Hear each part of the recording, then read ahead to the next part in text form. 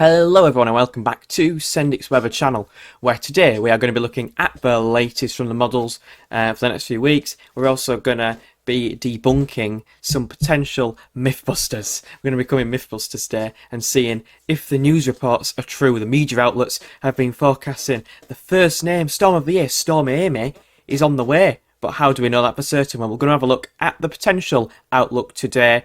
Obviously, it's still 4 days away, so things are very uncertain. But this storm system is expected to arrive around Sunday and Monday and could bring disruptions such as strong winds and heavy rain, particularly to the north. But we'll have a look at all that in detail and we'll debunk the myths and, of course, the hype from the media outlets. But maybe it's not hype. We'll take an honest look. So if you do enjoy today's video, consider leaving a like and subscribing to the channel. But we're also going to be looking at the general trends as we do. And make sure to hype the video. There's this new button on some YouTube things. It's to boost small creators, I think. If you see a hype button, press that as well. Thank you for that. Anyway, getting on with things. We've got high pressure positioned out to our west. Got low pressure moving in from off the Atlantic. And things are turning generally more unsettled. As we progress through this week, an area of low pressure moves to our north, which could bring some rain to the far north of Scotland, but nothing too much going on, just in a general westerly flow, with plenty of showers pushing in from off the Atlantic. But as you can see into the weekend, this is where, and to the other part of next week, this is where the interest peaks up. An area of low pressure, relatively deep, but nothing too ridiculous area of low pressure, from the GFS anyway, moves in from off the Atlantic, and of course it's going to bring lots of heavy rain and potentially strong winds.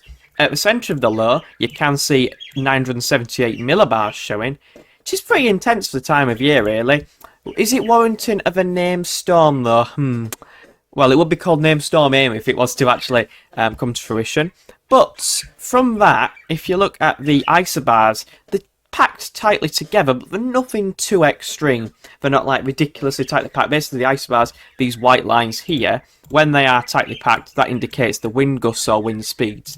And they aren't too tightly packed on this run. It would still bring some disruption, don't get me wrong, but it would be in very isolated areas. I expect some weather warnings to be issued with this, but nothing too major.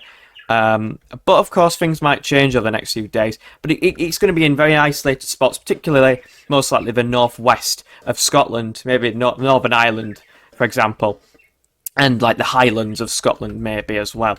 But as that clears through to our east, it weakens away. Another diver low through the south there, that could bring some heavy rain to the far south and southeast if it came off.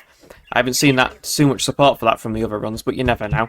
But anyway, we've got a ridge out in the Atlantic, low pressure's cleared to our east, and winds turn into more of a fresher northeasterly wind. So turning things slightly cooler again and fresher from the north. But as we go beyond that, high pressure tries to take control, actually weakens an area of low pressure moving in from off the Atlantic. You can see there, low trough of low, maybe bringing some rain to the Republic of Ireland before that is weakened away by the high pressure strengthening over the top of the country and to our south as well. Into the longer term with this GFS run, high pressure remains in control until the very end when low pressure is making a return. We've got areas of low pressure arriving from Greenland, they're diving southwards, and that looks pretty intense at the end of the run. But of course it is 16 days away, so obviously a lot of uncertainty about that because it's such a long way out. But you can see high pressure turns things more settled into the second and third week of the month, but doesn't last too long. And you'll see in a minute how the other runs change this theory and if they agree or not. But yeah, a very mixed run to start with from the GFS, but turning things more settled into the second half of the month. So how does the GEM compare? Again, low pressure moving in from off the Atlantic for the far north and northwest of the country. Most areas staying with a few showers around. Could even be a few thunderstorms tomorrow in isolated spots as well with that westerly wind, but I'll have to show you that in a minute. But you can see of the GEM, the area of low pressure moving in, which could be Amy, but you can see it's more elongated, it's more stretched out, so it has much more of a wider impact. Now I can say confidently with the GEM that it usually does get the intensity and the exact nature of the storms wrong. Sorry about that, the screen was a bit off, but you can see arriving on Monday, they're bringing impacts probably to northern Scotland, maybe central northern England as well.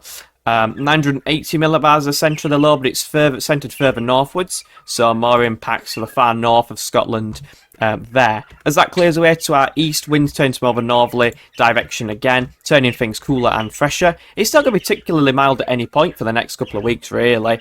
Just maybe average, slightly above average at times, but more so below average than anything else. You can see at the end of the run, though, an area of low pressure set out to our west, waiting in the wings to move in. From off the Atlantic, we've got a ridge out towards Greenland, but it's allowing low pressures to undercut it and dive southwards, and high pressure, the Azores High, is way out to the west and southwest. So it's going to be causing areas of low pressure to move in if it is positioned to our southwest. It just allows the wind to originate from a northwesterly direction, powering up the jet stream and allowing these low pressures to move in.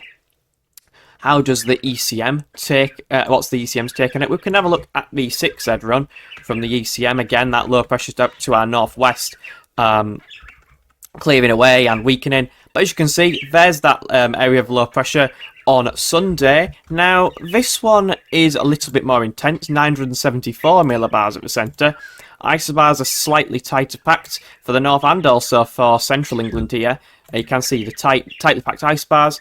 That would warrant some weather warnings because the winds will probably be around 60 to 70 miles an hour with this in some spots, especially your exposed locations.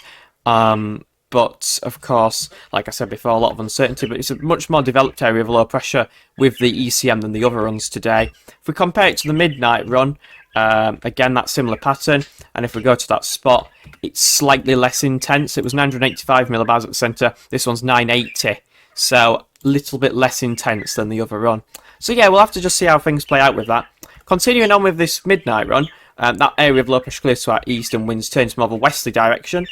High pressure tries to build back, but low pressure is too strong in the Atlantic and pushes another area of low pressure through the country, particularly bringing rain to central and northern England there, and southern Scotland. Another area of low pressure diving through the country on a northwest-southeast alignment, bringing plenty of rain through the country, and the winds are in from a northeasterly direction, so things are cool for a time. High pressure tries to take over, but you can see an area of low pressure moving in, and winds turn to more of a southwesterly direction, so turning things more unsettled and probably milder again at the end. Having a look in summary at all of the runs, you can see, if we go to this chart, sorry about that, that the general trend is for things to remain below average for the next week at least. You can see a little spike there, that's with the area of low pressure over the weekend, this potential storm, which probably won't impact the south too badly, but further north, plenty of heavy rain probably and strong winds. But as you can see in the longer term, again, temperatures returning to those slightly below average to around average in the longer term. Nothing too much deviating from the long-term average, but you can see potentially maybe a drying trend, as some models do indicate high pressure may take over, especially in the south. Comparing it to further north, such as in Aberdeen, temperatures remaining below average for the whole run, and also that unsettled theme is basically maintained for the whole run, mainly indicate there might be more showery activity further north, which has been indicated definitely by the models today on that one. Now moving on to see what the latest UKV shows for the wind gusts and the precipitation forecast for the next 5 days. We'll start by looking at today. That you can see like a weather front moving in from off the Atlantic, bringing bouts of rain, kind of like a squall line moving in. You can see heaviest rain extending from the northwest to the southeast. It's kind of like a weather front moving in. Could be some heavier showers within that, but they'll clear away quite quickly. And then into tomorrow, you can see more patchy showers around. Some of these isolated showers could be thundery in nature, especially through the afternoon for central Britain and southern southeastern England as well. But so you can see there's a scattering of showers, but maybe the southern Midlands could be relatively dry through the afternoon, but most areas seeing hit and miss showers. Into Friday, you can see some showers moving in from off the Atlantic from the west, but again, scattered around really. And we've just got plenty of showers around over the next few days, the main theme. Can see some heavier rain gracing the far south of the country, the south coast, through the areas of Sunday. Could bring in some rain. And then we've got the storm system moving in. me start the area of low pressure there. Imagine it being sat there, moving to our northeast, and you can see it's carrying associated rain with it, and this could be quite heavy at times as it clears away to our east. And then if we have a look at the wind gusts potentially, you can see the winds begin to pick up through midday into Sunday. You can see it approaching from the southwest. Don't get too big of a view on it. But there is on Thursday as well, there's some stronger winds associated with some areas of low pressure on Thursday, which is what I mentioned before, that one moving away to our north and dissipating. There could be some slightly stronger wind gusts for the Isle of Mull and the Highlands of Scotland, for example. Then things died down a little bit. But at the end of the run, you can see some stronger gusts associated with that low pressure, maybe gracing further southwestwards with this one for Wales and in the Irish Sea. But as you can see, if we go to the mean sea level pressure, you can see the area of low pressure here. This is it. It might be hard to work out, but this is the centre of the low, 988 millibars, so much weaker with the UKV than other runs have shown. But you can see it's positioned further southwards, so the strongest wind gusts would be for the west and southwest of this. Other runs have it positioned up here further northwards, which would mean that we'd see the strongest wind gusts through central northern England.